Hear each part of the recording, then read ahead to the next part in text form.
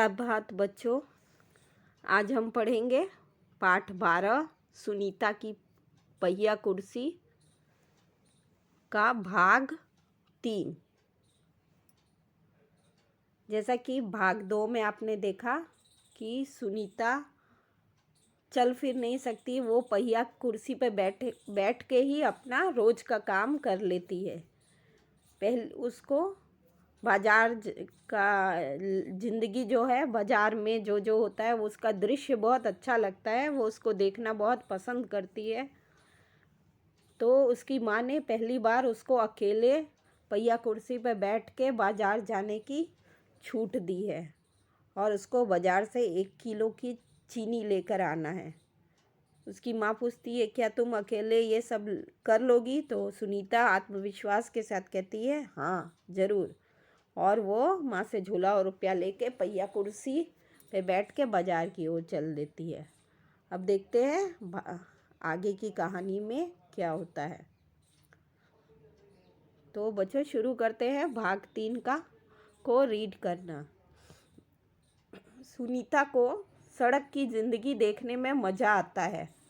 चूँकि आज छुट्टी है, इसलिए हर जगह बच्चे खेलते हुए दिखाई दे रहे हैं। सुनीता थोड़ी देर रुककर उन्हें रस्सी कूदते, गेंद खेलते देखती रही। वह थोड़ी उदास हो गई। वो भी उन बच्चों के साथ खेलना चाहती थी। खेल के मैदान में उसे एक लड़की दिखी जिसकी माँ उसे वापस लेने के लिए आई थी। दोनों एक दूसरे को टुकुर टुकुर देखने लगी।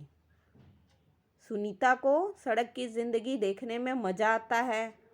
चूँकि आज छुट्टी है, इसलिए हर जगह बच्चे खेलते हुए दिखाई दे रहे हैं। सुनीता थोड़ी देर रुककर उन्हें रस्सी कूदते, गेंद खेलते देखती रही। वह थोड़ी उदास हो गई। वो भी उन बच्चों के साथ खेलना चाहती थी। खेल के मैदान में उसे एक लड़की दिखी जिसकी माँ उसे वापस लेने के लिए आई थी। दोनों एक दूसरे को टुकुर टुकुर देखने लगी। सुनीता को सड़क की ज़िंदगी देखने में बहुत अच्छा लगता है, क्योंकि आज छुट्टी का दिन था तो हर जगह बच्चे खेलते हुए दिखाई दे रहे थे। सुनीता थोड़ा रुककर उनको रस्सी कूदते हुए, गेंद खेलते हुए देखने लगी। वो थोड़ा सा उसको अच्छा नहीं लगा, क्योंकि बच्चों के साथ खेलना उसको बहुत पसंद है, पर चूँकि वो चल फिर नहीं सकती, इसलिए वो उनके साथ खेल नहीं सकती है। तो वहीं पे खेल के मैदान पे उसको एक लड़की दिखी जो उसकी ओर देख रही थी और उसकी माँ उसको वापस लेने आई थी। दोनों, सुनीता और वो लड़की, एक दूसरे को देख रही थी। फिर सुनीता को एक लड़का दिखा। उस बच्चे को बहुत सारे बच्चे छोटू छोटू कहकर चिढ़ा रहे थे। उस लड़के का कद बाकी बच्चों से बहुत छोटा था। सुनीता को यह सब बिल्कुल अच्छा नहीं लगा। फिर सुनीता को एक लड़का दिखा। उस बच्चे को बहुत सारे बच्चे छोटू छोटू कहकर बुला रहे थे, चिढ़ा रहे थे। उस लड़के का कद बाकी बच्चों से बहुत छोटा था। सुनीता को यह सब बिल्कुल अच्छा नहीं लगा। तो वहाँ पे उसको एक और बच्चा मिला, वो लड़का था, और उसको दूसरे बच्चे छोटू छोटू कह के परेशान कर रहे थे, क्योंकि उस लड़के का जो कद था, हाइट था, वो दूसरे बच्चों से बहुत कम था, बहुत छोटा था। इसीलिए वो सब उसको चिढ़ा रहे थे। पर सुनीता को किसी को चिढ़ाना अच्छा नहीं लगा, इसलिए सुनीता को ये सब पसंद नहीं आया कि उसको क्यों दूसरे बच्चे चिढ़ा रहे हैं। रास्ते में कई लोग सुनीता को देखकर मुस्कुराए, जबकि वह उन्हें जानती तक नहीं थी। पहले तो वह मन ही मन खुश हुई, परंतु वो सोचने लगी, ये सब मेरी तरफ भला इस तरह क्यों देख रहे हैं।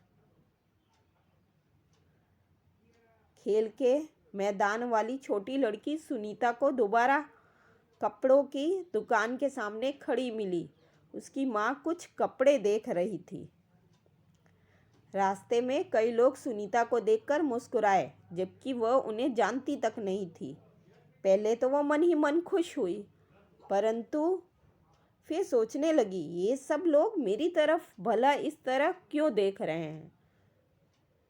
खेल के मैदान वाली छोटी लड़की सुनीता को दोबारा कपड़ों की दुकान के सामने खड़ी मिली। उसकी माँ कुछ कपड़े देख रही थी। तो जब वो खेल के मैदान से सड़क की ओर जा रही थी तो रास्ते में दुकान की ओर जा रही थी, रास्ते में कई लोग सुनीता को देखकर स्माइल कर रहे थे, मुस्कुरा रहे थे, जबकि वो उनको जानती भी नहीं थी। पहले तो उसको मन ही मन बहुत अच्छा लगा, लेकिन फिर वो सोचने लगी, आखिर क्यों ये लोग मुझको देख के इस तरह से मुस्कुरा रहे हैं। फिर खेल के मैदान वाली छोटी लड़की सुनीता को दोबारा देखने को मिली। वह कपड़े की दुकान के सामने खड़ी थी और उसकी माँ कुछ कपड़े उसके लिए खरीद रही थी। तुम्हारे पास ये अजीब सी चीज़ क्या है? उस लड़की ने सुनीता से पूछा। ये तो बस एक, सुनीता जवाब देने लगी, परंतु उस लड़की की माँ ने गुस्से में आकर लड़की को सुनीता से दूर हटा दिया। तुम्हारे पास यह अजीब सी चीज़ क्या है? उस लड़की ने सुनीता से पूछा। यह तो बस एक, सुनीता जवाब देने लगी, परंतु उस लड़की की माँ ने गुस्से में आकर लड़की को सुनीता से दूर हटा दिया। वो जो लड़की उसको खेल के मैदान में सुनीता को मिली थी, वो दोबारा उसको कपड़े के दुकान पे मिलती है और वो लड़की सुनीता से पूछती है, तुम्हारे पास, उसके पहिए कुर्सी को देख के पूछती है, ये तुम्हारे पास अजीब सी चीज़ क्या है? सुनीता अभी जवाब देने के लिए वो मुँह ही खोली थी कि ये तो बस एक, इतना ही बोली थी कि उस लड़की की माँ बहुत गुस्सा हो गई और लड़की को सुनीता से दूर कर दिया। तो बच्चों, अभी तक इतनी ही कहानी, आगे की कहानी हम अगले भाग में पढ़ेंगे। धन्यवाद।